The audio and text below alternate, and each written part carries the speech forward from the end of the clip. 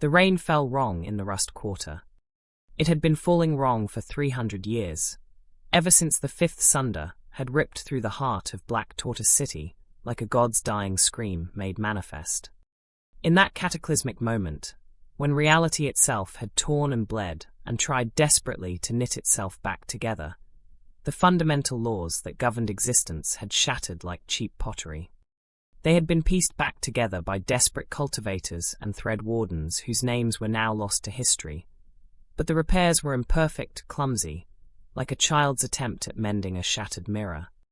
The cracks remained, invisible but ever-present, and through those cracks, the impossible leaked into the world. So the rain fell sideways here, or upward, or froze mid-descent in crystalline suspension. Thousands upon thousands of droplets hanging motionless in the air like the tears of a weeping sky, waiting for gravity to remember its purpose before suddenly plummeting earthward all at once in a deluge that could drown an unwary soul. Sometimes the rain fell in reverse, rising from the puddles to rejoin the clouds above, and the old-timers who had survived 30 or 40 years in the Rust Quarter swore they had seen rain that fell in circles, or in spirals, or that fell upward and downward simultaneously, meeting in the middle with a sound like distant thunder. Zhiro had learned to navigate these aberrations the way other 17-year-old boys learned to court the merchant daughters who promenade through the better districts in their silk robes and painted fans, or the way young cultivators learned to channel chi through their meridians in the careful, measured progressions that would one day, if heaven smiled and their karma held, transform them from mortal clay into something approaching the divine.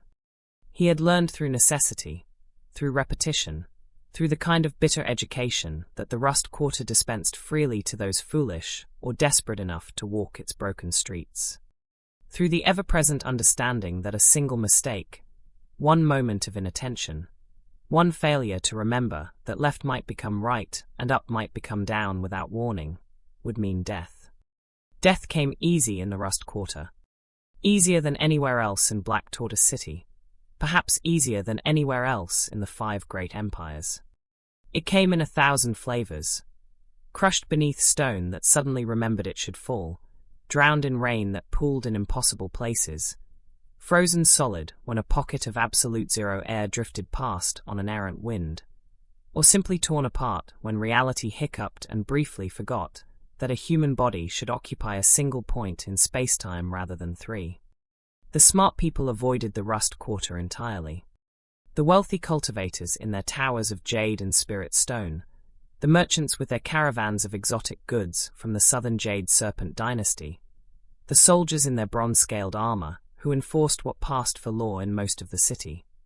They all gave this place a wide berth, as if poverty and broken reality were both contagious diseases that might infect them through mere proximity. But Zhiro had nowhere else to go. He moved through the storm-slicked alleys with the eerie stillness that had earned him his street name, the one that the beggars and street children whispered when they thought he couldn't hear. Ghost Boy. There was something fundamentally unsettling about the way he moved, something that made even hardened gang enforcers pause and reconsider when they saw him drifting through the shadows. No wasted motion in his steps, no unnecessary shift of weight or swing of arms. No sound except the whisper-soft brush of his bare feet against ancient stone, so quiet it might have been mistaken for the wind. Even his breathing seemed muted, subdued, as if his lungs had learned long ago that silence was not merely preferable but essential for survival, and had adapted accordingly. The children avoided him. Not with the obvious fear they showed the gang enforcers, or the cultivators, who sometimes descended into the quarter looking for sport or entertainment at the expense of those who couldn't fight back. This was something deeper, more primal. When Zhiro passed, the street children would fall silent mid-game, their dice or stones, or whatever improvised toys they had scavenged forgotten in the dirt. They would watch him with wide eyes until he disappeared around a corner, and only then would their chatter resume, quieter than before, as if he had taken some essential vitality from the air itself just by his presence. The beggars wouldn't share their fires with him. Old Ma, who ran a noodle stall that somehow still turned a profit despite the fact that her broth was more water than anything else, and her noodles had the texture of boiled leather, refused to meet his eyes when he approached. She would serve him. She served anyone with coin, no matter how copper-stained and corroded. But she would slide the bowl across her rickety wooden counter without looking at him, would accept his payment without letting their fingers touch, would turn away before he had even lifted the bowl to his lips. "Got a ghost sitting on your shoulder, boy," she had told him once, 3 years ago, when he had been foolish enough to ask why she flinched from him. Her voice had been barely a whisper, her eyes darting to the shadows around him, as if she could see something there that he could not. "Can't you feel it? That coldness that follows you? That silence that eats sound?" She had shaken her head, wrapped her threadbare shawl tighter around her bony shoulders despite the summer heat. "You're marked, child. Marked by something old and hungry. Best you leave the Rust Quarter before whatever's got its claws in you decides to pull." But there was nowhere to leave to. The Rust Quarter had been his home since before memory, since before he had words for the broken reality that surrounded him. And besides, the mark, whatever old Ma thought she saw, had its uses. The thing that made children avoid him, that made beggars refuse to share their warmth, that made even the stray dogs slink away when he approached, also made him sensitive to the things that others couldn't bear to touch. The sunder-touched artifacts, the reality-warped objects that most people instinctively avoided, their cultivation-honed senses, screaming warnings about wrongness and danger and corruption. Zhiro could hold those things. Could touch them without his soul recoiling, could carry them without feeling that nauseating twist in his gut that even mortals experienced when exposed to the broken pieces of reality. In a city that had been shattered and poorly mended, where fragments of the impossible lurked in every shadow and alley, that made him valuable. Not valuable enough to escape the Rust Quarter, perhaps. Not valuable enough to eat well, or sleep somewhere dry, or afford the crude spirit stones that might, in a few hundred years of dedicated cultivation, allow even a talentless mortal to touch the lowest realms of power. But valuable enough to survive. To scrape together enough copper crescents to buy old Ma's terrible noodles, and rent a corner of a basement where the reality distortions were mild enough that he woke up in the same dimension he had fallen asleep in. The Bronze Fang had made their kill 3 hours ago, in the merchant district where reality held mostly stable, where the buildings stood at proper right angles to the ground, and the rain fell straight down like rain should. Gang war, from what Zhiro had pieced together from the whispers of beggars who had seen the aftermath, and the wary glances of shopkeepers who had shuttered their windows early, pulling closed the wooden boards that would protect their goods from looters, if not from the kind of violence that cultivators could unleash. The Jade Serpents had tried to claim new territory, pushed too far into Bronze Fang domain, made demands about protection payments that the Fang could not ignore without losing face. In the world of the gangs, face was everything. More than money, more than territory, more than life itself. A gang that allowed itself to be challenged without responding was a gang that invited further challenges, that showed weakness, that would be torn apart by rivals and subordinates alike within a season. So the Bronze Fang had responded with the casual brutality that kept their stranglehold on the southern quarter of the city. 3 Jade Serpent enforcers dead in the street, their bodies left as a message. The kind of message that everyone in Black Tortoise City understood in a language older than words. This is our territory. Challenge us, and this is your fate. Now the bodies would be cooling in the rain, stripped of anything valuable by the braver scavengers who had already made their passes. The weapons would be gone first. Even cheap iron blades could be sold or melted down, and a gang enforcer's weapon was often better than cheap iron. The money pouches would be next, cut away with practiced efficiency by thieves who could tell at a glance whether a corpse was worth the risk of lingering over. Then the armor, if it wasn't too damaged. The boots, if they fit. The belt buckles, the rings, even the buttons if they were metal and not wood or bone. But Zhiro didn't want coins or spirit stones or the cheap weapons that gang enforcers carried. He wanted the things that felt wrong. The objects that made his fingers tingle with that particular electric sensation, like touching the air before a lightning strike. The items that made his breath catch and his skin prickle with goosebumps despite the summer heat. The things that most people instinctively avoided, their cultivation-honed senses, or even their mortal intuition, screaming at them to stay away, to not touch, to leave well enough alone. The things that whispered to him in languages he didn't understand, but somehow knew were speaking truth. In the black markets that thrived in the city's underbelly, in the narrow shops with no names, and the backroom deals conducted in whispers, those sunder-touched objects commanded surprising prices from collectors who traded in the forbidden. Wealthy cultivators who had exhausted all conventional paths to power and were willing to risk corruption or madness for even the slightest edge. Scholars who studied the sunders and the reality breaks they had caused, hoping to find patterns in the chaos, answers in the impossible. Cultists who whispered prayers to entities that should not exist and sought artifacts that might draw the attention of their dark patrons. Zhiro didn't ask questions about his buyers. Didn't want to know what they did with the things he brought them. He simply wanted to survive, and the void-touched relics were his currency for survival. The alley opened into a small square, one of the countless nameless plazas that dotted the Rust Quarter like pockmarks on a plague victim's face. This one was perhaps 20 feet across, bounded on three sides by the crumbling walls of buildings that had been condemned decades ago, but still somehow stood, defying gravity and common sense in equal measure. The fourth side opened onto a larger street, or what had once been a street before the fifth sunder had twisted the district into its current maze-like configuration. Three bodies lay sprawled across the wet stones like discarded puppets, their limbs at angles that suggested they had died violently and without dignity. The rain had been at them for hours, washing away the worst of the blood, but enough remained to paint the scene in shades of rust and crimson. Zhiro's eyes, an unsettling pale grey that seemed to catch and hold shadows, that reflected light in ways that made people uncomfortable without quite knowing why, swept the scene with the practiced efficiency of someone who had seen far too many corpses in his 17 years. Not the quick, frightened glance of someone stumbling upon unexpected violence, but the measured assessment of a scavenger evaluating potential profit against potential risk. Two jade serpents, their green-scaled leather armor torn and bloody. One appeared to be in his 20s, face still twisted in an expression of shock and pain, mouth open as if his last act had been to scream. The other was older, perhaps 40, with the scarring and calluses that spoke of decades surviving in the gang trade.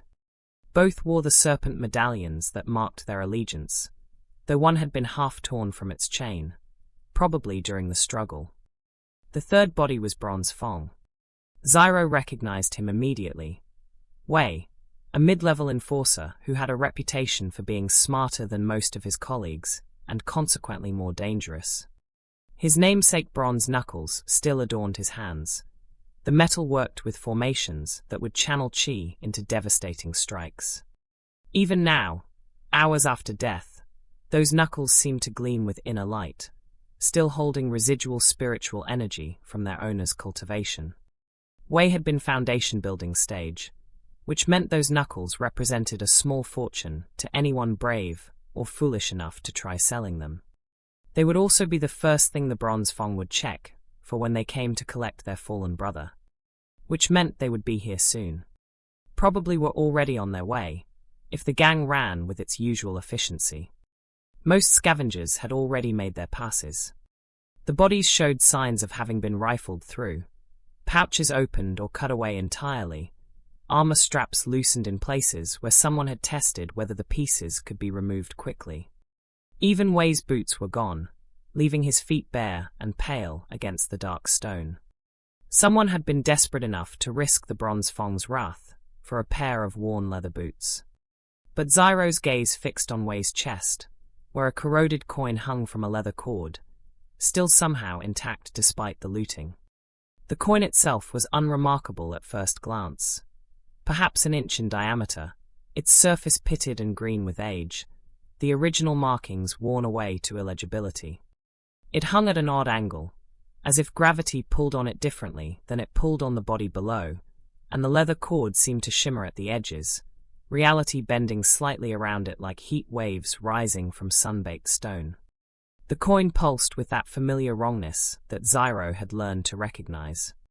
Not a physical pulse, nothing so crude as that. Rather, it seemed to exist in multiple states simultaneously, the metal shifting between copper and silver and something darker, something that hurt to look at directly, something that suggested colors that didn't exist in the normal spectrum of light. The rain fell around it, but never seemed to quite touch it, drops veering away at the last moment or passing through it without making contact, and the stone beneath it was dry despite the deluge that had soaked everything else. A void-touched artifact.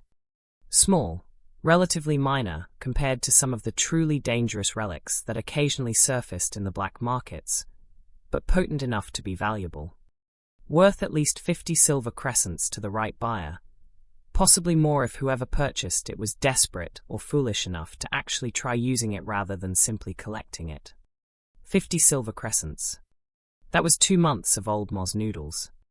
3 months of basement rent. Enough to replace the threadbare blanket that was his only protection against the cold nights when the reality distortions brought winter air into summer. Enough to matter. Zhiro knelt beside the corpse, his thin fingers reaching for the cord. His movements were practiced, efficient. Grasp the leather, pull it over the head rather than trying to untie the knot, minimize contact with the body itself. The dead were heavy in ways that went beyond mere flesh and bone, and Zhiro had learned long ago that touching a corpse always left him feeling hollow and cold for hours afterward, as if death were contagious in some metaphysical sense. His fingers were perhaps an inch from the coin when a voice, rough as gravel and heavy with barely restrained violence, hit him like a fist to the gut. "Found you, rat." The words themselves were almost casual, conversational even, but they carried undertones that made Zyro's blood freeze in his veins. The voice of a predator that had cornered its prey and was taking a moment to savor the fear before the kill. The voice of someone who enjoyed what was about to happen next. Zhiro was already moving before conscious thought caught up with instinct, his body responding to years of training in the brutal school of the Rust Quarter, where hesitation meant death. He threw himself sideways, rolled across wet stone that scraped his shoulder through his thin shirt, came up in a crouch with his back to a wall, and his eyes scanning for exits and threats in the same desperate motion. 3 figures stepped from the shadows with the fluid grace of cultivators, their movements so smooth and coordinated that they seemed almost choreographed. They had been waiting, Zhiro realized with a sinking sensation in his gut. Waiting in the darkness where the alley mouths opened onto the square, patient as spiders in their webs, watching to see who would be foolish enough to try scavenging from a Bronze Fang corpse. Bronze scales decorated their leather armor, catching what little light filtered through the rain-heavy clouds and reflecting it in flickers that suggested serpents moving beneath the surface of dark water. Chi condensation stage at minimum, possibly higher. Against Zyro's mortal body, without even a single meridian opened or a thimbleful of spiritual energy to call his own, they might as well have been gods descended from heaven to dispense judgment. The speaker was a mountain of a man, easily 6.5 feet tall, and built like the foundation stones of the ancient towers in the wealthy districts. Massive, immovable, eternal. His head was shaved clean and tattooed with bronze serpent scales that seemed to writhe and twist when he moved, as if they were alive, as if they were real scales grafted onto human skin by some mad cultivator's technique. His eyes were small and dark, set deep in a face that had been broken and reset multiple times, giving his features a lopsided quality that was somehow more frightening than simple ugliness. Kong. Everyone in the Rust Quarter knew Kong. Enforcer captain for the Bronze Fang, foundation building stage, a man who had killed more people than Zhiro had years, and wore their deaths like accolades rather than sins. Stories circulated about him in the kind of whispers reserved for natural disasters and vengeful spirits. Tales of cultivators who had challenged him and been left as broken messes in the street, of mortals who had crossed him and simply disappeared, of entire families who had been erased from existence because one member had looked at Kong wrong or failed to show proper respect. He smiled now, and there was nothing human in that expression. It was the smile of a predator that had spotted prey, the smile of someone who knew exactly how the next few minutes would unfold and was savoring the anticipation. His teeth were filed to points, Zhiro noticed, each one sharpened to a needle tip that gleamed wetly in the rain.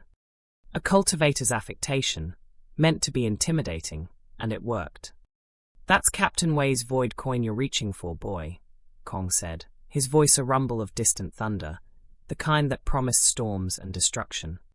He took a step forward, and Zhiro felt the temperature drop, felt something in the air change as Kong's spiritual pressure began to manifest. Not fully. That would have crushed Zhiro instantly, would have broken bones and ruptured organs with its weight.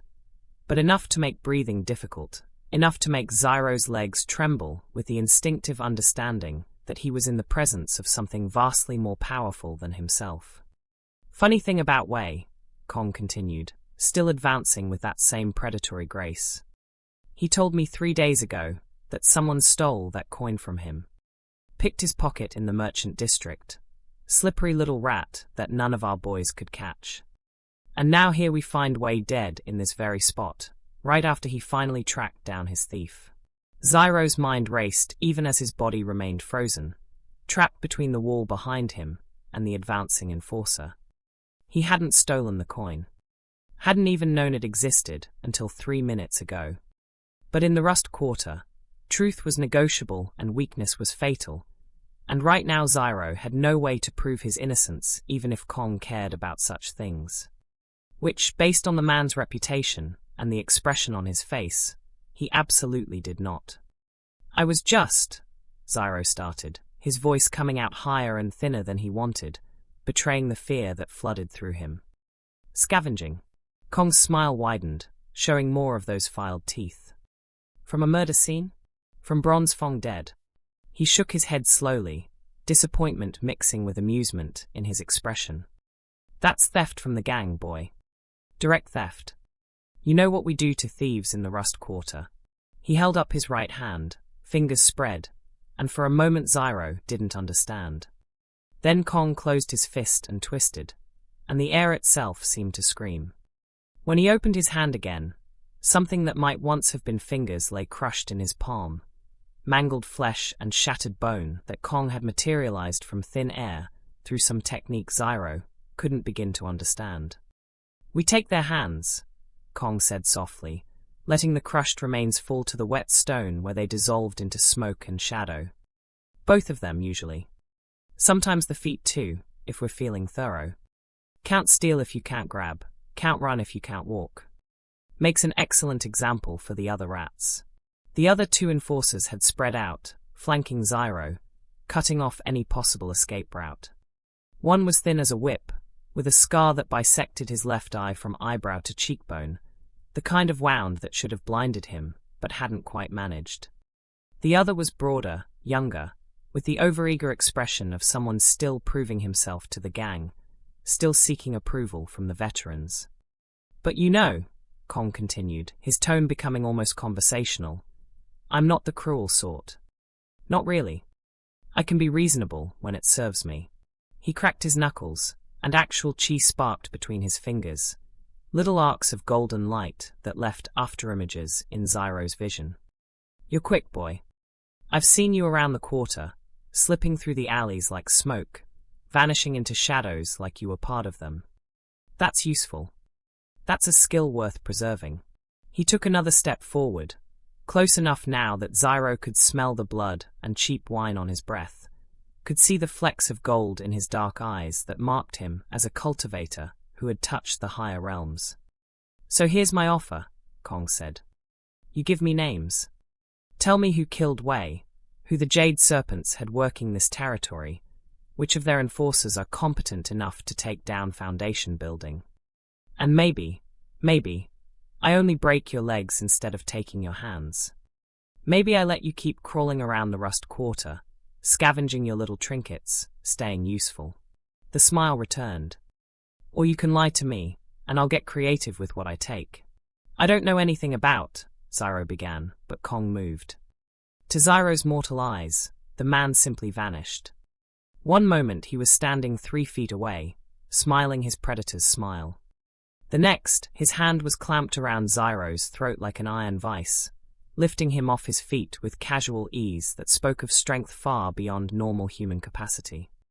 Zhiro's toes scraped uselessly at empty air, his hands instinctively clawing at Kong's wrist, finding flesh as unyielding as granite reinforced with spiritual energy. The world tilted. Grey crept in at the edges of Zhiro's vision as his lungs burned for air that wouldn't come. Kong had cut off his breathing completely, was crushing his windpipe with the same casual indifference someone might show squashing an insect. Wrong answer, rat, Kong breathed, and up close, Zhiro could see details he wished he couldn't.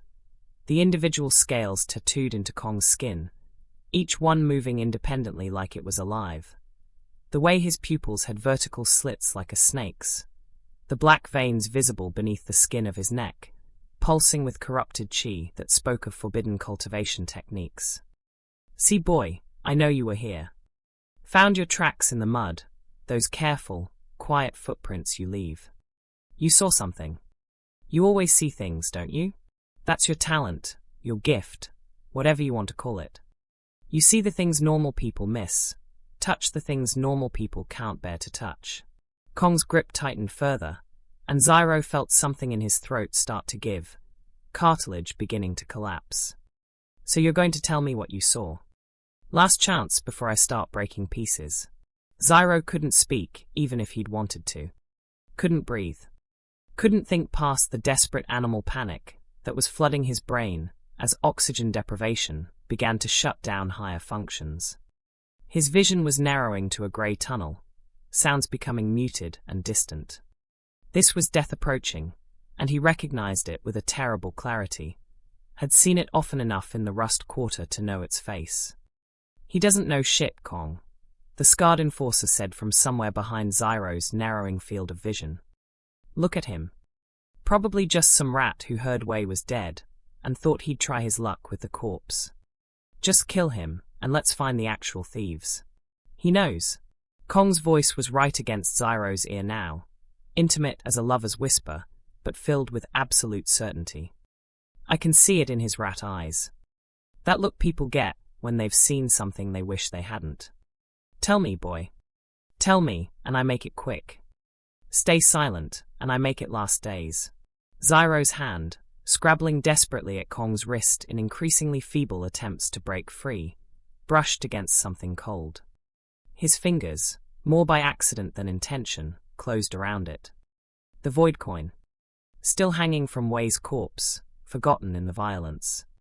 Zhiro's fingertips touched the corroded metal, and the world screamed. Not a sound, exactly. Not something that could be heard with ears. But a sensation that bypassed normal senses entirely, that wrote itself directly onto consciousness in a way that made Zhiro's entire being convulse. The coin burned ice-cold in his palm, temperature plummeting so fast that his skin should have frozen and shattered, but instead something deeper responded. Something that had been sleeping in the spaces between his heartbeats, in the silence before breath, in the void that existed beneath conscious thought. Something woke up. And it was hungry. Reality twisted. The rain, which had been falling in its erratic Rust Quarter patterns, suddenly stopped. Not slowed, not paused, but simply stopped, every droplet frozen mid-fall as if time itself had seized. The grey light filtering through the clouds turned golden, then silver, then colours that Zhiro had no names for, colours that hurt to perceive, that suggested dimensions his mind wasn't built to process. The void coin shattered in his hand. Not broke, shattered, coming apart at some fundamental level below mere physical destruction. The metal dissolved into constituent atoms, then into something smaller than atoms, then into nothing at all, reality itself rejecting its continued existence. Fragments that might have been matter or energy, or something else entirely scattered like dying stars, each one trailing geometric patterns that burned themselves into the air, leaving after images that showed impossible angles and spaces that couldn't exist in normal three-dimensional geometry. And from those fragments, from those impossible angles, something flowed into Zhiro. Not chi. He had no meridians to channel spiritual energy, no dantian to store it, no cultivation base to refine it. This was something else, something that existed in the spaces where reality was thin, in the cracks the fifth sunder had left behind. It poured into him like water finding a crack in a dam, except the water was made of starlight and void, and the fundamental forces that held existence together. Kong screamed.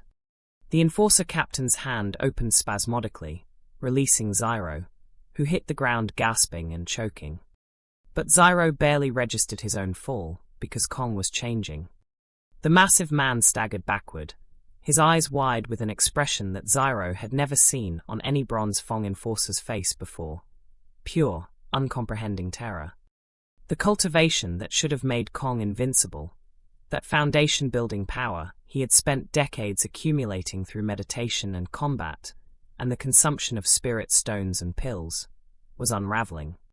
Literally coming apart, as if someone had found the thread that held it all together and was pulling with inexorable force. Golden threads of spiritual energy pulled free from his meridians, visible now in ways they shouldn't ever be to mortal eyes, and dissolved into nothing, becoming less than smoke, becoming absence itself. What? Kong's voice cracked, raw with panic. What is this? His cultivation collapsed inward, spiritual energy that had taken 30 years to accumulate vanishing in 30 seconds. The tattoos on his skull that had writhed with power now lay flat and lifeless against his skin. The filed teeth that had marked him as a predator seemed suddenly ridiculous, cosmetic, the affectation of someone trying to appear dangerous rather than actually being dangerous. The foundation-building cultivator, the man who could shatter boulders with his fists and move faster than normal eyes could track, reduced to something less than a mortal, because at least mortals had hope of cultivation. Kong's meridians were collapsing, sealing themselves, becoming scar tissue that would never channel qi again. He fell to his knees, his face a mask of incomprehension and loss. For a cultivator, losing one's cultivation was worse than death. It was the loss of identity, of purpose, of everything that defined you. It was being cast from heaven back into the mud, forever barred from returning. The scarred enforcer lunged for Zhiro, his blade already drawn, lightning chi crackling along its length. You little, whatever you are, you're dead. Zhiro's hand shot out. He didn't know what he was doing. Didn't understand the force flowing through him, or how to control it. But his body moved with a certainty that bypassed conscious thought, as if some deeper part of him, something ancient, something that remembered how to do this, had taken the controls. His fingers closed on the scarred man's wrist. And twisted. Not physically. The bones and tendons didn't snap, the joints didn't dislocate. But something else twisted, something deeper. Zhiro's perception shifted, and suddenly he could see threads, golden, intricate, impossibly complex, that connected the enforcer's hand to his dantian, that carried qi through his meridians in patterns that should have been invisible, should have been impossible to perceive without spiritual sense. He saw the weak points. The places where the patterns crossed themselves, where energy flowed backward for infinitesimal moments, where the enforcer's own cultivation technique had created tiny imperfections that had accumulated over years of practice. And he pulled at those weak points. The enforcer's scream cut off abruptly as his entire body seized. His cultivation didn't unravel the way Kong's had. It imploded, collapsing inward on itself like a star dying, spiritual energy compressing and compressing until it simply ceased to exist. His blade fell from nerveless fingers, the lightning qi dissipating into sparks that faded before they hit the ground. He collapsed like a puppet with severed strings, his eyes rolling back, foam flecking his lips as his nervous system tried and failed to process what had just happened to his meridians. The third enforcer, the younger, eager one, drew his own weapon with hands that visibly trembled. A Dao saber, wickedly curved, its edge glowing with fire chi that wrapped around the blade like a living thing. His fear was palpable, filling the air with the acrid scent of terror sweat. But he advanced anyway, because running would mean death at Kong's hands, or what Kong's hands had been before this impossible boy had unmade their captain's cultivation. "Stay back," the young enforcer's voice cracked. "I don't know what technique you're using, what forbidden art, but I'm second-layer chi condensation. I can burn you to ash before you." Zhiro's hand shot out, touched the blade. The fire chi reversed. That was the only word for it, though it didn't capture the wrongness of what happened. The flames that had been wrapping around the saber's edge didn't extinguish. They flowed backward, against every law of nature and cultivation, streaming from the weapon back into the enforcer's meridians. But they were different now, changed by whatever force Zhiro had channeled through them. They had become something that cultivation techniques were never meant to hold, something toxic and impossible. The enforcer's chest erupted. There was no other way to describe it. One moment he was standing there, blade raised, terror and determination warring on his young face. The next, his torso simply ceased to be, replaced by a smoking crater that briefly, for perhaps half a second, revealed depths that shouldn't exist within a human body. Not organs and bone, but something else. Geometric patterns that hurt to look at directly. Fractals that repeated infinitely inward. Angles that existed in dimensions Zhiro's mind couldn't process, that made his eyes water and his head pound with the effort of trying to comprehend them. Then gravity remembered itself, and what remained of the body fell. It hit the wet stone with a sound like a side of meat dropped from a height, and it was just a corpse again. Horrible, but at least comprehensible.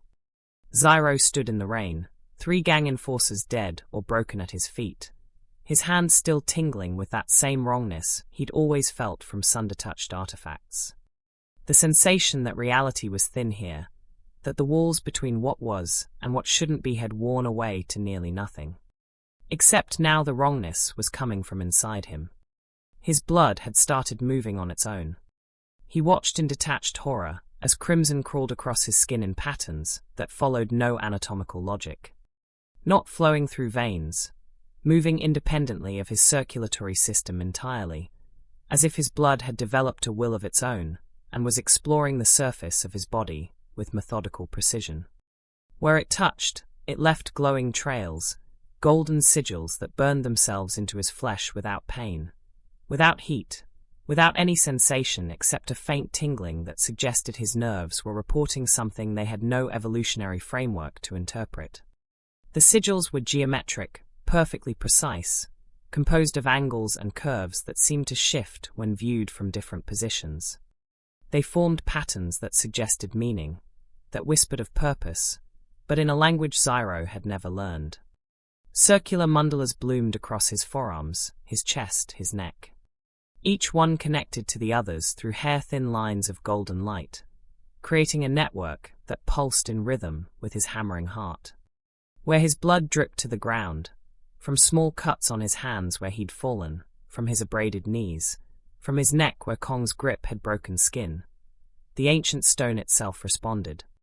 The rain-slicked pavement beneath him began to glow, sigils burning themselves into rock that had been laid down before the fifth sunder, before the Empire, before recorded history.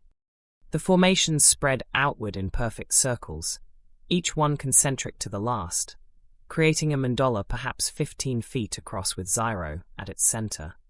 The 3 corpses lay within that circle, and as Zhiro watched with mounting dread, he understood what had happened to them. The sigils weren't just patterns. They were doing something, had done something, was still doing something that his mind recoiled from understanding. The enforcers' bodies were intact. Skin unbroken, except for their original injuries. Armor still in place. Weapons lying where they'd fallen. But they were hollow somehow, empty in a way that went beyond simple death. They had been drained, not of blood, not of chi, but of something deeper. Essence, perhaps. The fundamental force that made them, that distinguished a living being from a collection of organic matter arranged in human shape. and whatever had been drained from them had gone somewhere. Into the sigils. Into the blood. Into Zhiro. "No," he whispered, his voice raw from Kong's choking grip. "No, no, no, what is this? What's happening to me?" The rain stopped falling. Not gradually. Not the way storms normally ended, with the downpour fading to drizzle, and then to mist, and then to nothing. It simply stopped, every drop freezing in midair, as if the sky itself had been paralyzed. Thousands of droplets hung suspended around Zhiro, each one perfectly still, each one reflecting his face back at him from a slightly different angle. In those reflections, he saw himself. But wrong. His eyes glowed gold, both of them, not the pale grey they'd always been, but a color like molten metal or dying stars. His skin was etched with those thread-thin lines of light, the sigils spreading further with each passing second, covering more and more of his visible flesh. And behind him, superimposed over his shadow in ways that made no geometric sense, a figure stood. Tall. Impossibly tall, easily 8 or 9 feet, though its exact dimensions seemed to shift when viewed from different angles, as if it existed partially in spaces that normal three-dimensional geometry couldn't accommodate. Robed in something that was and wasn't fabric, the material seemed to be made of compressed starlight, or perhaps woven from the threads that held reality together, or perhaps it wasn't material at all, but rather a visual metaphor for something his mind couldn't directly perceive. The figure's face was obscured by light, so bright it cast shadows in impossible directions, shadows that fell upward or sideways, or that existed in places shadows had no right to be. But Zhiro could feel its attention on him, could sense awareness behind that radiance, intelligence vast and inhuman examining him with the clinical interest of a scholar studying an interesting specimen. The figure spoke.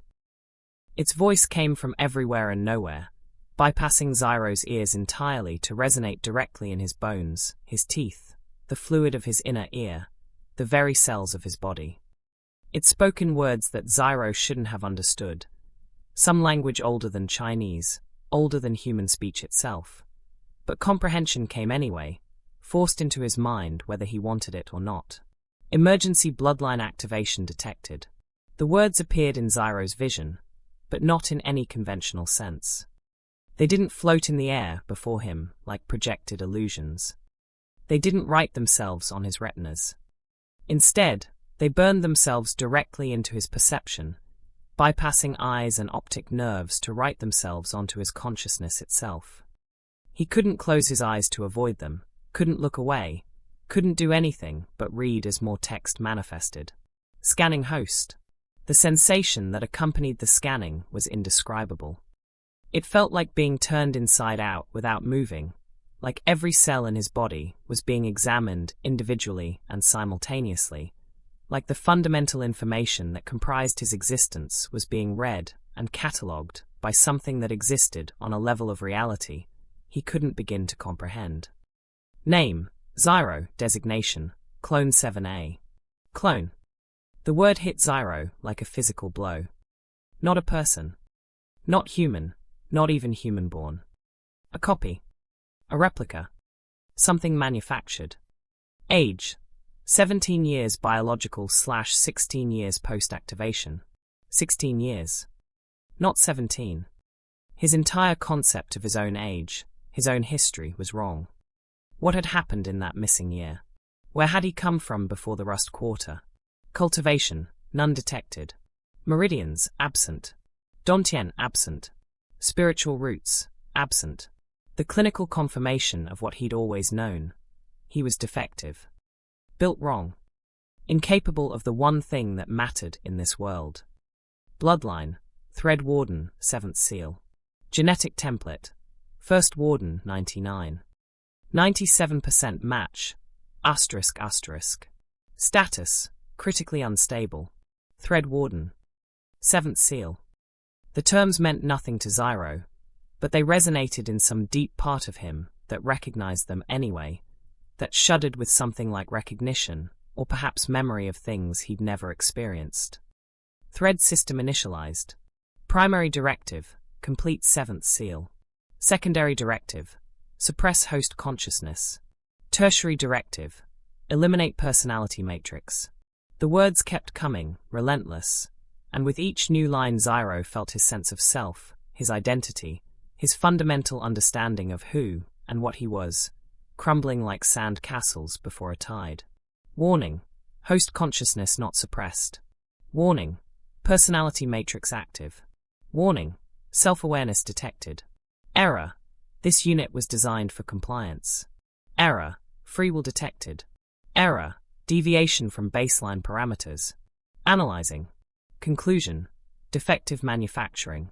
Conclusion. Premature activation. Conclusion. Unauthorized development of independent consciousness. The figure behind him, the thing made of light and impossible geometry, reached out. Zhiro felt fingers that weren't quite real, that existed in more dimensions than his three-dimensional existence should have been able to perceive, trace the sigils burning on his skin. The touch was cold.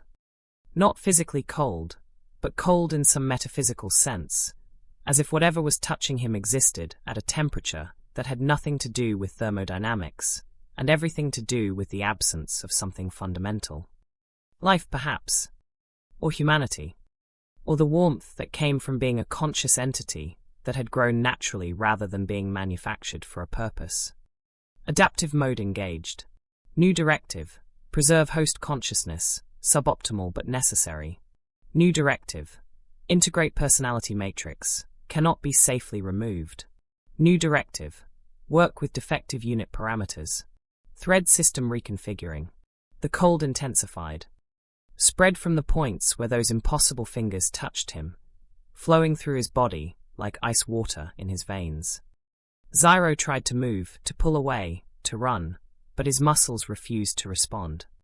He was frozen not by paralysis, but by the simple fact that his body was no longer entirely under his control. Something else was operating it now, making adjustments, reconfiguring systems he hadn't known existed. Reconfiguration complete. Thread warden status, active. Welcome, Zhiro, Clone 7A. You are the seventh seal. You are the key that must never turn. You are the lock that guards reality itself. The text hung in his vision, pulsing gently, and below it a new interface materialized, organized information that his mind struggled to process. Thread warden status. Name, Zhiro, Clone 7A. Realm, mortal, locked, no meridians detected. Body tempering, layer 0/10. Thread arts asterisk. Dormant, 0% mastery. Status, awakened but uncontrolled.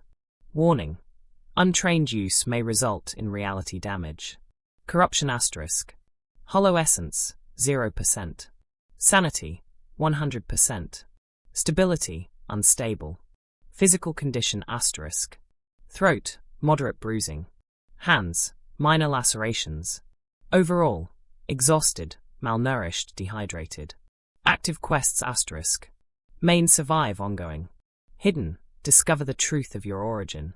Hidden, prevent the seventh seal from turning. Special notifications asterisk. You have used thread arts instinctively, 3 instances. You have permanently damaged 3 cultivators. You have attracted attention from unknown observers. The interface faded slightly, becoming semi-transparent, and Zhiro realized it would remain in his vision permanently, hovering at the edge of his perception unless he focused on it directly. Information he didn't want, couldn't understand, and had no choice but to carry. The world lurched. The rain resumed falling, drops plummeting from their frozen positions all at once in a deluge that soaked Zhiro to the skin in seconds. The golden light faded from the sigils on his body, though the patterns remained. Faint scars now, visible only when light hit them at certain angles, but permanent. The figure behind him dissolved like mist, though Zhiro could still feel its presence somewhere, watching, waiting. And the exhaustion hit. Whatever force had been sustaining him, keeping him conscious and mobile despite the violence and the terror and the impossible things happening to his body, cut off abruptly. His legs gave out. He collapsed to his knees in the rain, arms barely catching him before his face hit the stone, and vomited. Nothing came up but water and bile, He hadn't eaten in 2 days, but his body heaved anyway, trying to expel something that couldn't be expelled, trying to reject what had been done to him.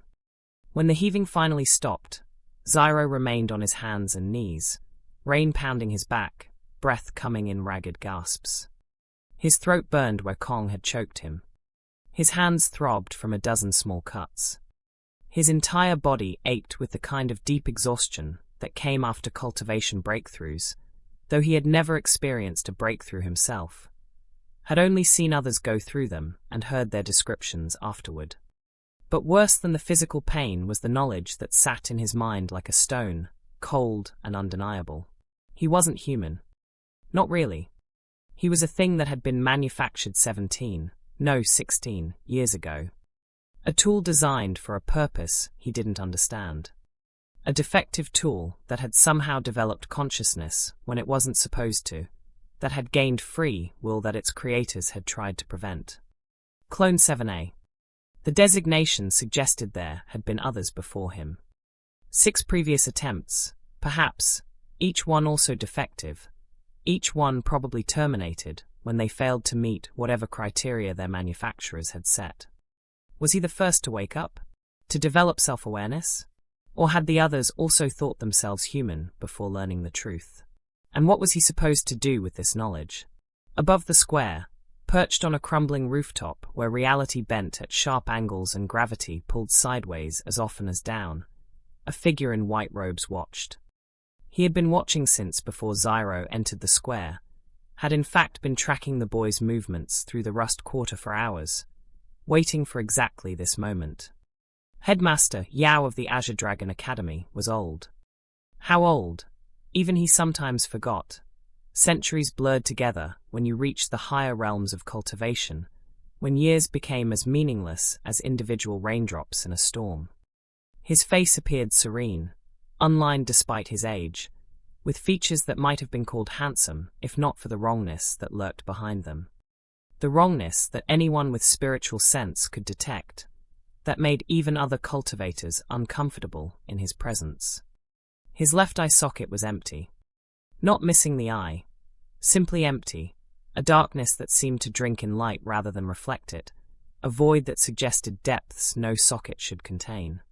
He had lost the eye during the 5th Sunda, had traded it willingly to something that existed in the spaces between realities in exchange for knowledge that even now, 3 centuries later, sometimes made him wake screaming. But it had been worth it. The things he had learned. The truths about the nature of existence, about the Thread Wardens and their purpose, about the Hollow King's prison and the 7 seals that kept him bound. The knowledge of what would happen when those seals failed, as they inevitably would, as 5 of them already had. And most importantly, the knowledge of how to create a 7th seal. How to clone a Thread Warden from genetic material salvaged from ancient battlefields. How to grow a living lock that could be programmed, controlled, used to prevent the apocalypse. Or to cause it, if that served his purposes better. Yao smiled as he watched Zhiro collapse in the rain, watched the boy vomit and heave and struggle with the knowledge of what he was. After 16 years of searching, of following rumors and possibilities, of tracking the escaped experimental subjects through the criminal underground and the Rust Quarter's chaos, he had finally found his prize. Clone 7A. The defective one. The one that shouldn't have developed consciousness. The one that had been released prematurely due to security failures and bureaucratic incompetence, that had vanished into the city's underbelly before proper termination protocols could be implemented. Most of the project's researchers had wanted to write off 7A as a loss, to focus their efforts on the backup clones still in containment. But Yao had recognized something they hadn't. The defect wasn't a weakness. It was a strength. A programmed lock could be controlled, yes. But it could also be predictable. And predictability, when dealing with entities like the Hollow King, was often fatal. The previous 6 experimental subjects had all failed because they were too perfect, too compliant, too exactly what their designers had intended. They had no creativity, no ability to adapt, no capacity to make unexpected choices. But a lock that thought it was human? that had hopes and fears and desires, that could make choices, could grow, could surprise even itself with what it was capable of, that was infinitely more useful. And infinitely more dangerous, which made it perfect for Yao's purposes. After 16 years of searching, he whispered to the rain and the broken world, his voice carrying harmonics that made reality ripple around him, that made the falling drops alter their trajectories to avoid touching him. The seventh seal wakes. His smile widened, showing too many teeth. Not filed like Kong's had been, but simply too many, as if his mouth contained more teeth than human anatomy allowed for, as if his skull had been redesigned by something that understood teeth conceptually, but not practically. And it's defective. He turned and walked into shadows that shouldn't have existed in the storm's grey light. The darkness wrapped around him like a cloak, like a living thing that welcomed him home, and he vanished from the rooftop without sound or disturbance, leaving only his final word hanging in the air like a curse or a prophecy. Perfect. In the square below, Zhiro slowly pushed himself upright, his arms shaking with exhaustion. The rain continued to fall, washing away the blood from the corpses, diluting the golden traces his own blood had left on the stone. The sigils on the pavement were fading now, their light guttering like dying candles, though they would leave permanent marks in the stone, subtle distortions that would remain for centuries, that might one day be studied by scholars trying to understand what had happened here. Kong was still alive, though whether that was mercy or cruelty remained to be seen. The former enforcer captain lay curled in a fetal position, his eyes open but unseeing, his mouth moving in silent repetition of words Zhiro couldn't hear. His cultivation was gone forever, his meridians sealed beyond any healer's art to repair. He would live out whatever remained of his life as less than a mortal, shunned by the Bronze Fang, unable even to build cultivation from scratch because his spiritual pathways had been destroyed rather than simply emptied. The other two were dead. Truly, finally, completely dead in ways that even this world's death-defying cultivation techniques couldn't reverse. And Zhiro had killed them.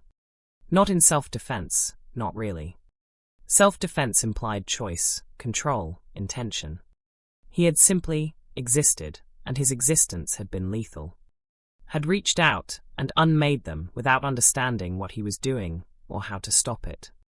The interface at the edge of his vision pulsed gently. Achievement unlocked. First blood.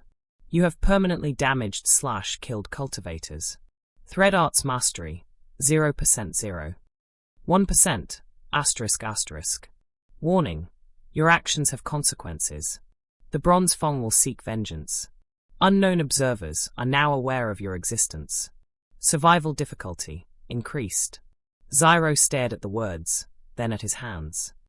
At the faint golden lines that traced across his skin, visible only when he focused on them, permanent markers of what he had become. "What am I?" he whispered to the rain. The interface had no answer.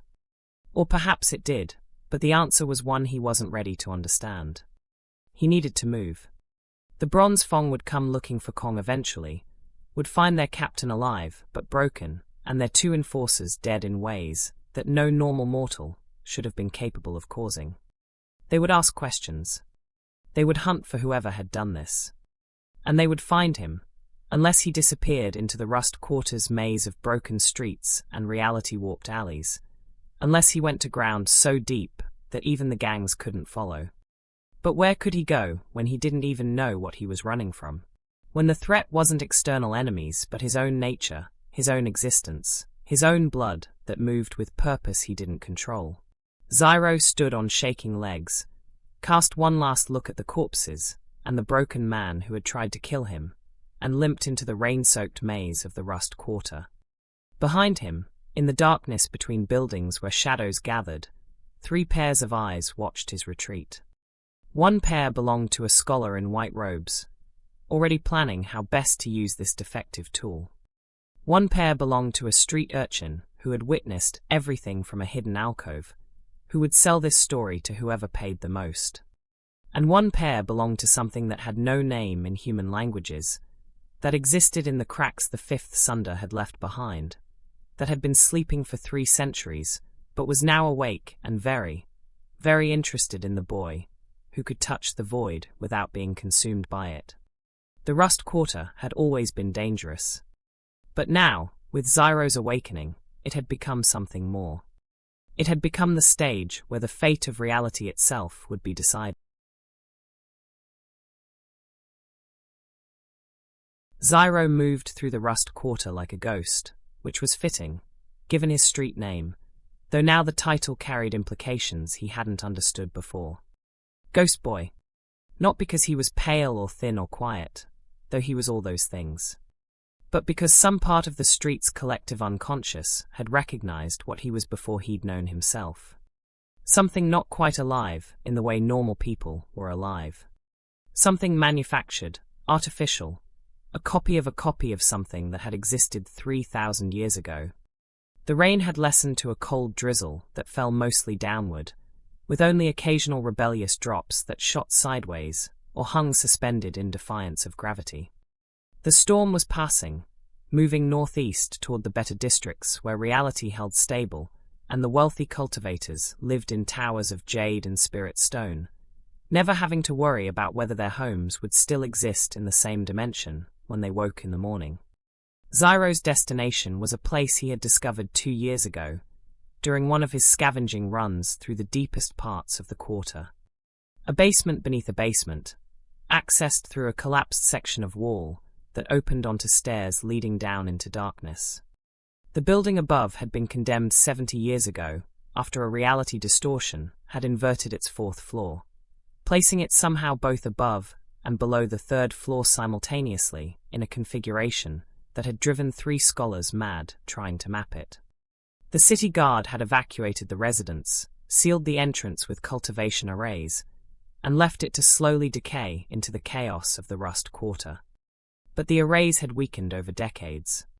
Zhiro had found a way through them, not by breaking the formations, which would have required cultivation he didn't possess, but by discovering that the arrays didn't extend fully into the subterranean levels. Whoever had set them had been focused on keeping people from entering the building from street level, had never imagined someone might tunnel through adjacent cellars and come up from below. The lower basement was relatively stable, as such things were measured in the Rust Quarter. Reality held mostly consistent there, probably because the foundations had been laid before the 5th Sunda, when the stone itself had been blessed by cultivators who understood how to anchor it against metaphysical shifts.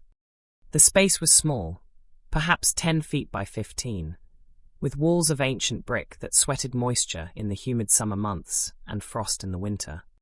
No furniture except what Zhiro had scavenged. A broken crate that served as a table, a pile of rags that passed for bedding, a cracked clay jar that held the few copper crescents he managed to save. It wasn't home. Home implied warmth, safety, belonging. But it was shelter, which was more than many in the Rust Quarter could claim.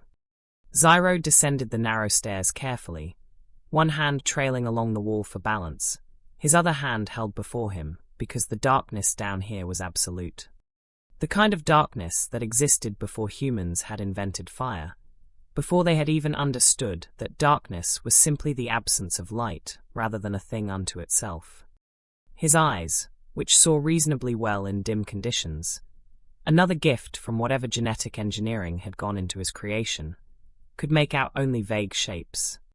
He reached the bottom and felt along the wall until his fingers found the candle stub he kept on a small ledge. Beside it, wrapped in oiled cloth to keep them dry, were the flint and steel he'd traded 3 Sunda-touched artifacts for 2 years ago. Precious beyond measure in a place where fire could mean the difference between freezing to death and surviving another night. It took 6 strikes before sparks caught in the candle's wick. The flame guttered, nearly died, then steadied into a small sphere of warm light that pushed back the darkness by perhaps 3 feet in every direction. Not much, but enough. In that meager light, Zhiro could see his home for what it truly was. A hole in the ground where a 17-year-old boy, who wasn't quite human, hid from a world that would kill him if it knew what he was. He sank down onto his pile of rags, every muscle in his body screaming protest. The adrenaline that had sustained him through the confrontation with Kong and the subsequent flight through the quarter's twisted streets had burned away, leaving only exhaustion, so profound it felt like sickness. His hands shook. His vision kept trying to tunnel at the edges. His throat throbbed where Kong's fingers had crushed his windpipe, and he suspected the bruising extended deep into the tissue, the kind of internal damage that would make swallowing painful for weeks. But he was alive. Impossibly, against all odds, despite facing 3 cultivators. One of them foundation building stage, he was alive. Because he had killed them first. The thought made his stomach clench, threatening to bring up bile again, though there was nothing left in him to vomit. He had killed people before. This was the Rust Quarter, where survival sometimes meant violence, where a scavenger who wouldn't defend his finds was a scavenger who starved. But those had been desperate struggles, knife fights in dark alleys, moments of panic where it was kill or be killed, and the killing had been accomplished with crude weapons and cruder technique. This had been different. He hadn't even touched Kong beyond grabbing his wrist. Hadn't struck the scarred enforcer with anything resembling a weapon. Hadn't intended to make the young one's chest explode in that horrible display of impossible geometry. He had simply existed near them, and his existence had been lethal. The interface at the edge of his vision pulsed softly, drawing his attention. Thread Warden status. Zhiro stared at it for a long moment, then did something he hadn't dared try during his flight through the streets. He focused on it directly, willing it to expand, to explain, to make sense of what had happened to him.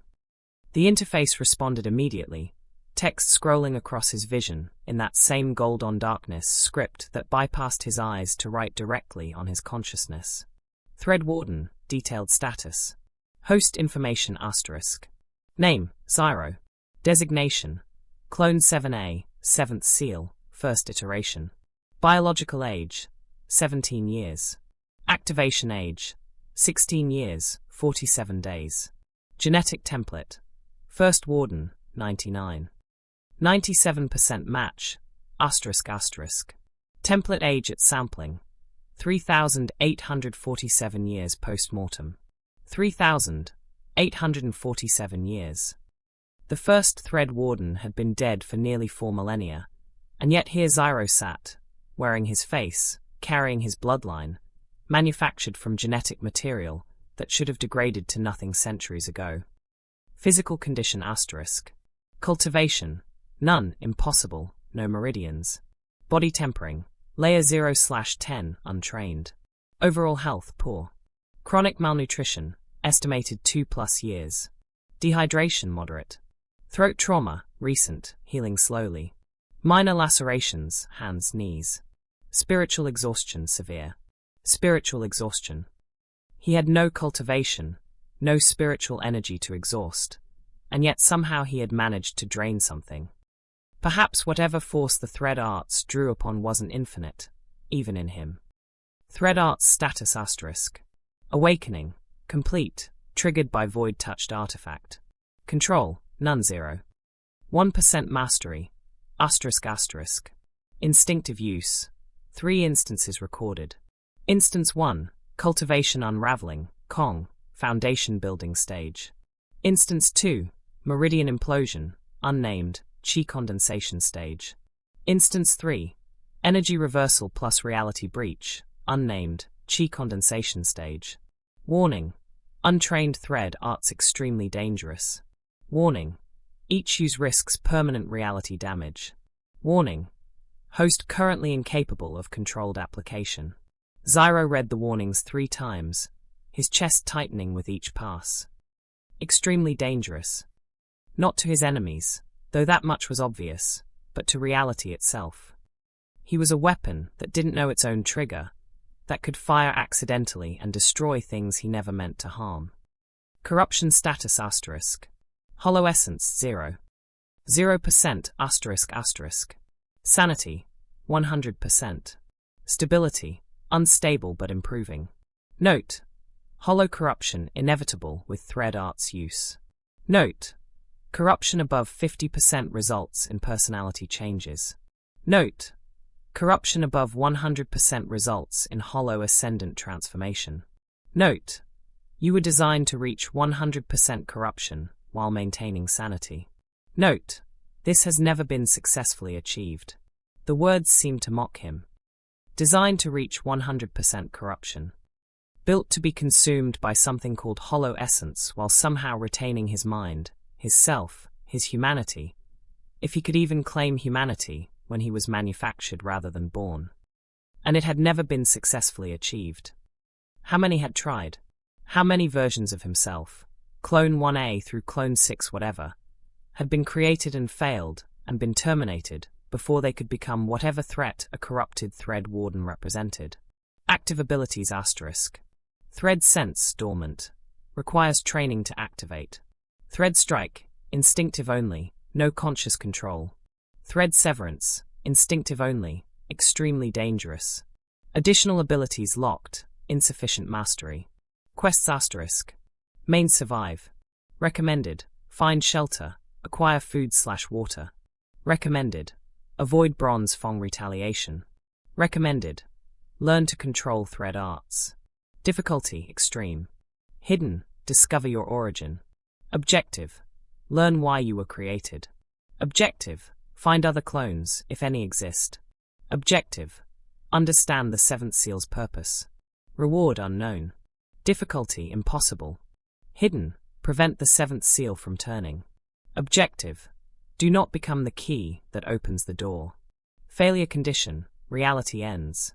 Reward, continued existence. Difficulty.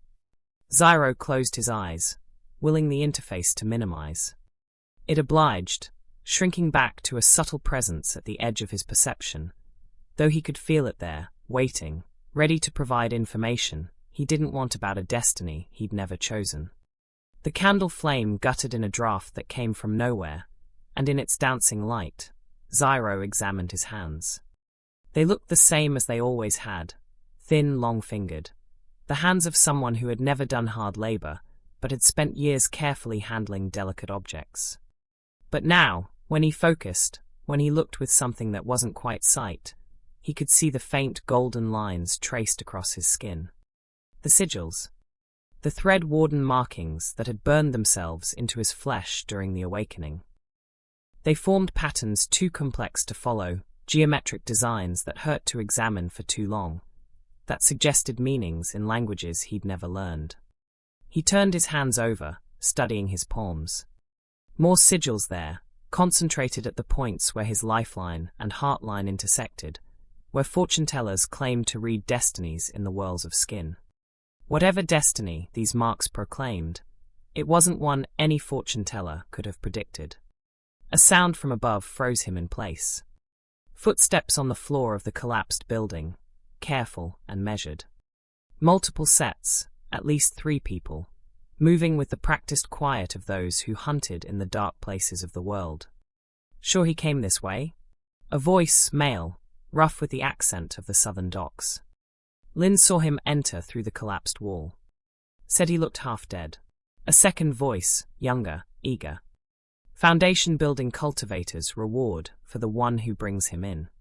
Alive preferably, but his head will do if we can't manage the first. Bronze Fang. They had tracked him somehow, despite the rain and the reality distortions and his careful attempts to obscure his trail. Either they had a tracker with abilities Zhiro didn't understand, or someone had sold his location for the reward. Probably the latter. In the Rust Quarter, loyalty extended exactly as far as the coin in your pocket, and no further. Zhiro moved with agonizing slowness, reaching for the candle. His shadow stretched across the wall, grotesquely elongated by the flame's low angle, and in that shadow he saw something that made his breath catch. For just a moment, perhaps a half-second, perhaps less, his shadow wasn't his own. It was taller, broader through the shoulders, wearing robes that billowed in a wind that didn't exist. The shadow of the figure he had seen during his awakening, the thing made of light and impossible geometry that had spoken in that voice like grinding reality. Then it was just his shadow again, small and thin and very mortal. "Check the stairs," the first voice commanded. "You and Hong go down." Way, and I will secure the perimeter in case he rabbits. Footsteps approached the stairwell. Zhiro had perhaps 5 seconds before they descended into visibility, before the light from above. They would have better light sources than his pitiful candle. Probably spirit stone lamps that never flickered, would reveal his hiding place. He could run. There was another way out of this basement, a narrow crawl space that led into the city's ancient sewer system. He had discovered it months ago, had kept it secret as the ultimate escape route for exactly this kind of situation. The sewers were a nightmare of reality distortions and toxic gases and things that shouldn't exist, but they were also a maze that even the gangs hesitated to enter. But running meant abandoning everything he owned. The few copper crescents that represented weeks of scavenging. The flint and steel that had cost him 3 valuable artifacts. The moth-eaten blanket that kept him from freezing on winter nights. Everything that made survival in the Rust Quarter possible, however marginally. And running meant they would chase him into the sewers, where the reality distortions were worse, where his untrained thread arts might activate accidentally and cause who knew what kind of destruction. The footsteps reached the top of the stairs. Zhiro made his decision. He couldn't fight. The encounter with Kong and his men had left him spiritually exhausted, and he had no idea how to deliberately activate the thread arts that had manifested so catastrophically in the square. Running would just delay the inevitable, which left one option. He pinched out the candle between his fingers, ignoring the brief burn, plunging the basement into absolute darkness.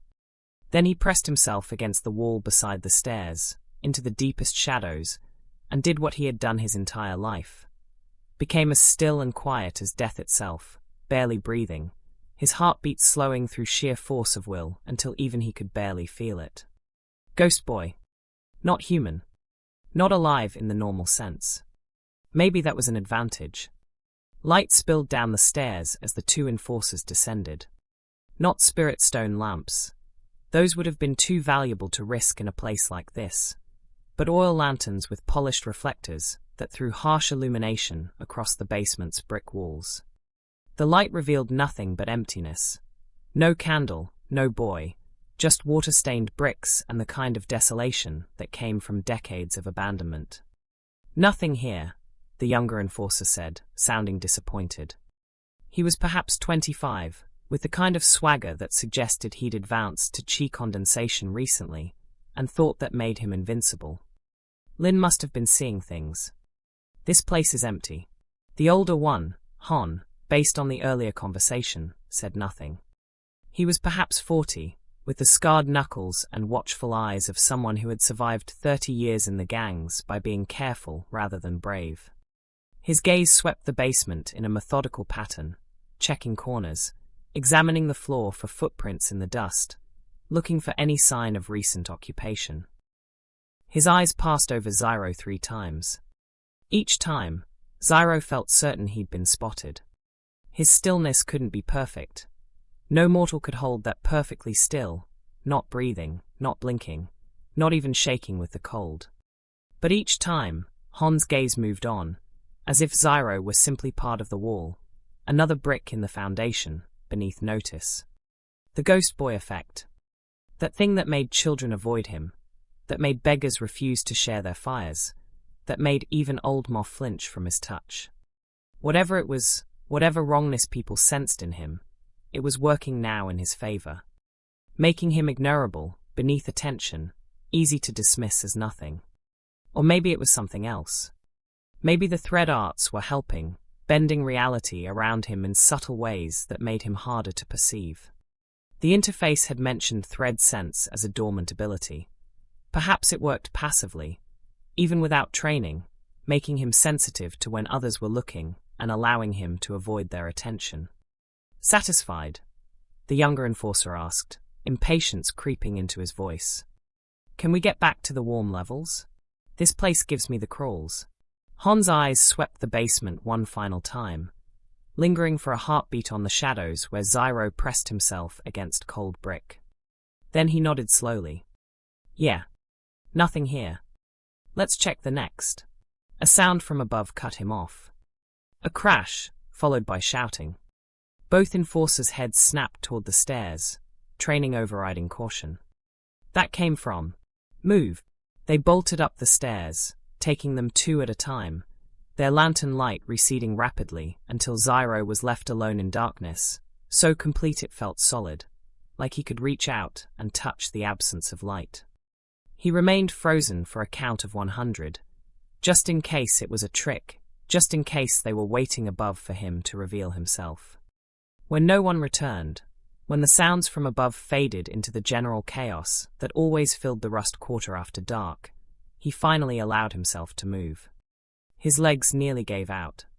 He'd been holding that position for perhaps 5 minutes, but it had felt like hours, every muscle locked, every nerve screaming for release.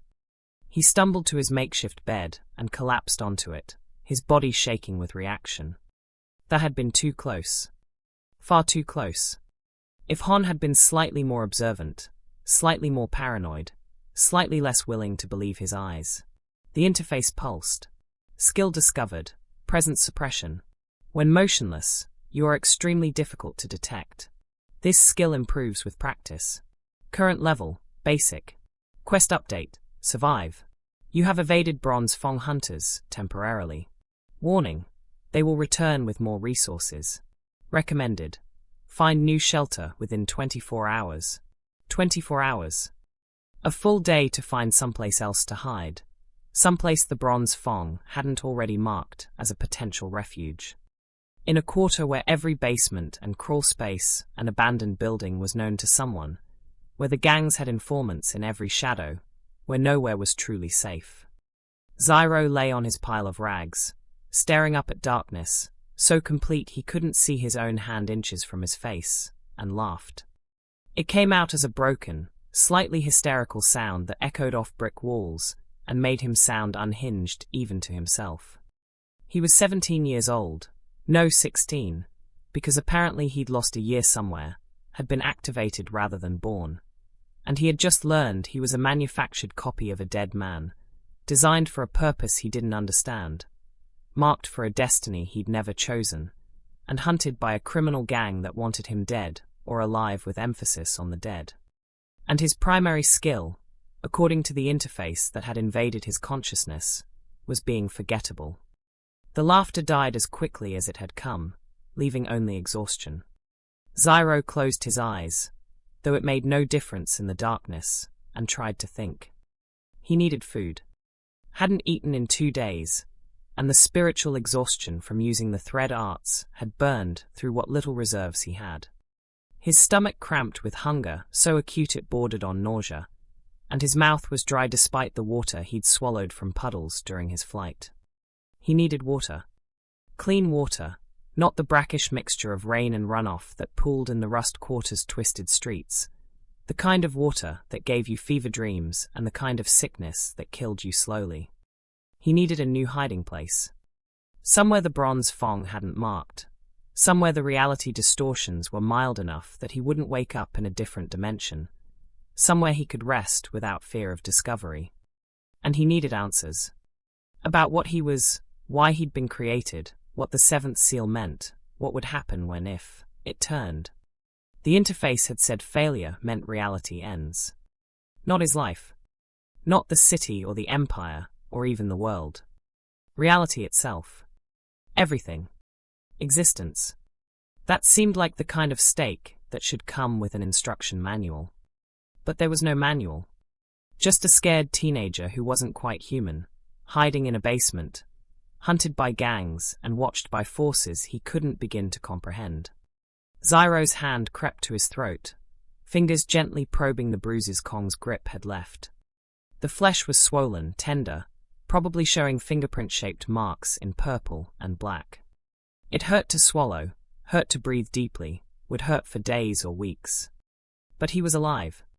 And somewhere in this city, in a building called the Azure Dragon Academy, if the stories were true, there were people who understood thread arts. People who might have answers about what he was meant to do, how to control the power that had manifested so catastrophically. People who might also want to dissect him, study him, use him for purposes just as dark, as whatever the Bronze Fang intended. But what choice did he have? Staying in the Rust Quarter meant death, sooner rather than later. The Bronze Fang would never stop hunting him, not when he'd unmade one of their captains and killed 2 of their enforcers. They couldn't afford to let such an insult stand, couldn't allow word to spread that a mortal street rat had destroyed cultivators. Running meant dying slowly in the wilderness, without resources or knowledge of how to survive beyond the city's walls, where spirit beasts and reality distortions and simple starvation would claim him within days. Which left finding someone, anyone, who understood thread arts, who could teach him control before he accidentally unraveled something critical, like the fabric of space-time itself, and fulfilled whatever dark prophecy the interface kept hinting at. The Azure Dragon Academy. It was a place he'd heard about in whispers and rumors, a place where the wealthy sent their children to learn cultivation and martial arts, where prodigies who caught the eye of powerful cultivators were taken to become disciples.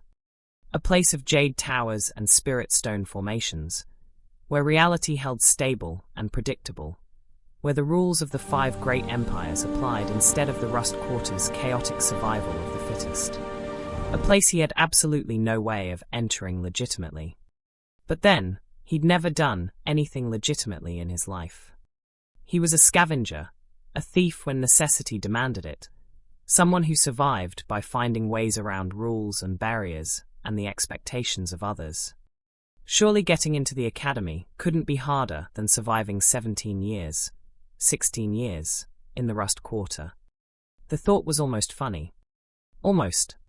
Zhiro reached out in the darkness until his fingers found the clay jar where he kept his savings.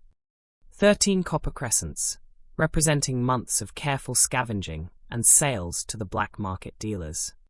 Not much, but enough to buy passage on a merchant's cart leaving the Rust Quarter, enough to bribe a guard who wasn't too attentive, enough to purchase a set of clothes that didn't scream street rat to anyone with eyes. Maybe enough to survive a little longer. He wrapped the crescents in a scrap of cloth, tied the bundle securely, and tucked it into the inner pocket of his ragged shirt, close against his chest where pickpockets would have to literally cut him open to steal it. Then he lay back down, pulling his thin blanket over himself despite the summer heat, and closed his eyes. Sleep wouldn't come. His mind was too active, replaying the confrontation with Kong over and over, analyzing what had happened, trying to understand what he'd done and how he might do it again deliberately. The scarred enforcer's chest exploding. The young one's body seizing. Kong's cultivation unraveling like thread pulled from cloth. Thread. Everything kept coming back to thread. Thread arts. Thread warden. Thread sense. As if reality itself was woven like fabric, and he had been given the ability to find loose ends and pull. What happened when you pulled too hard? When you unraveled something load-bearing? The interface had warned about reality damage.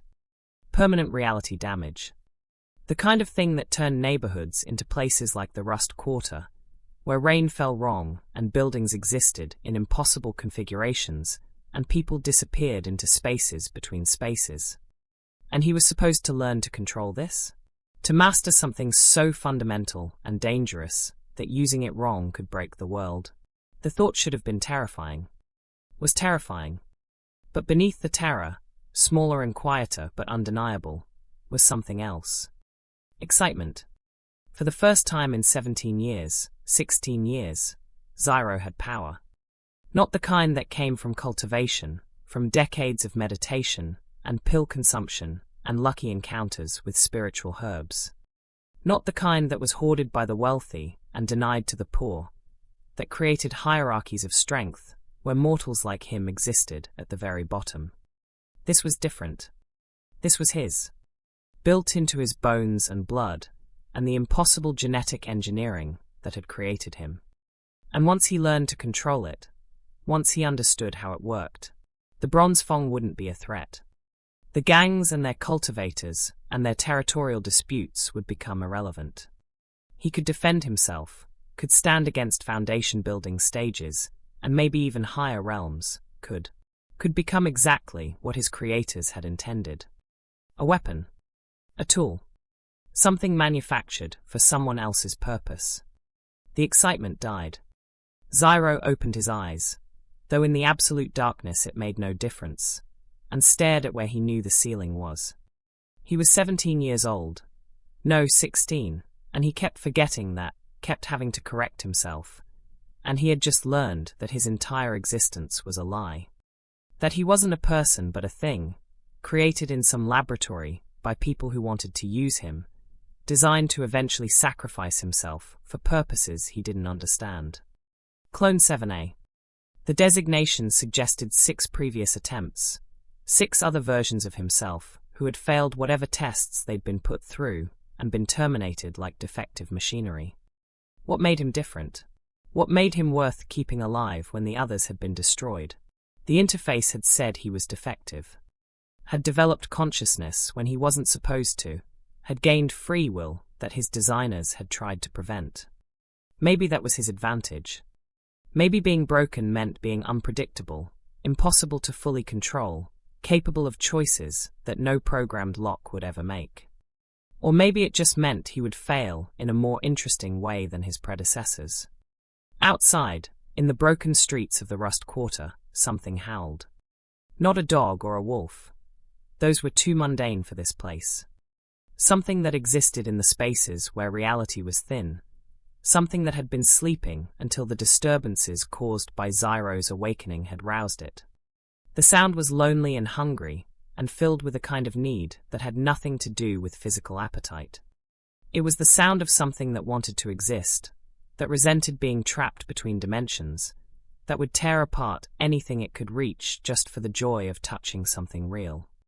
Zhiro listened to it echo through the quarter's twisted alleys until it faded into distance, and wondered if that was what he would become.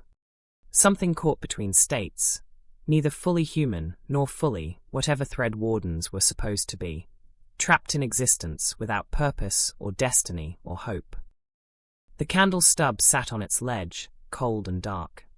He could relight it, could push back the darkness for a few more hours, could pretend that the small circle of light made him safe. But light attracted attention. And attention, right now, meant death.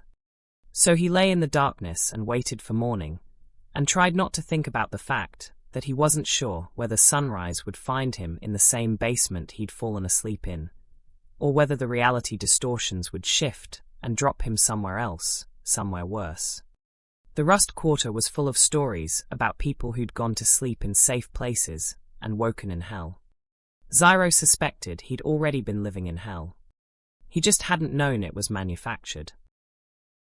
With that, we come to the end of Chapter 3 of Episode 1. If you liked this, please do give a like to the video. A like and a comment from you is encouraging to the author. If you wish to follow this story for the upcoming chapters, do subscribe to the channel. This story is being written exclusively for our channel. Any comments and appreciation for the story will be passed on to the author.